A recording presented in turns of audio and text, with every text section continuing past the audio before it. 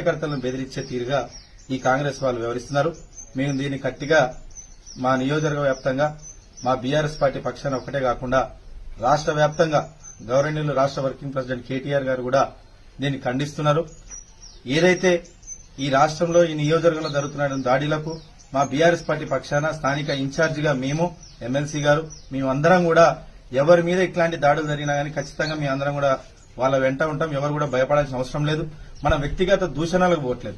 కానీ ఏదైతే అబద్ద ప్రచారాలతోటి వాళ్ళు ఈ రోజు ఓట్లు దండుకొని వాళ్ళు ప్రభుత్వానికి వచ్చిరో దాన్ని ఖచ్చితంగా ప్రజల తరఫున ప్రశ్నించే గొంతుగా మనం ఆ బాధ్యతని మనం ఈ రోజు ప్రజలు మనకు అందించిన సంగతి వాళ్ళకు గుర్తు చేస్తూనే ఏదైతే హామీలు ఏవైతే ఇచ్చినారో ఆ హామీలు నెరవేర్చాలి, ప్రజల్ని ఇబ్బంది పెట్టొద్దని ఆ అడిగే హక్కు మాకు ఉందని చెప్పేసి కాంగ్రెస్ వాళ్లకు ఈ వేదికగా ఏదైతే ఇప్పుడు మన వంశీధర్ రెడ్డి గారి ఇంటికి వచ్చినప్పుడు ఆయన ఇక్కడ ఉన్నటువంటి ఆయన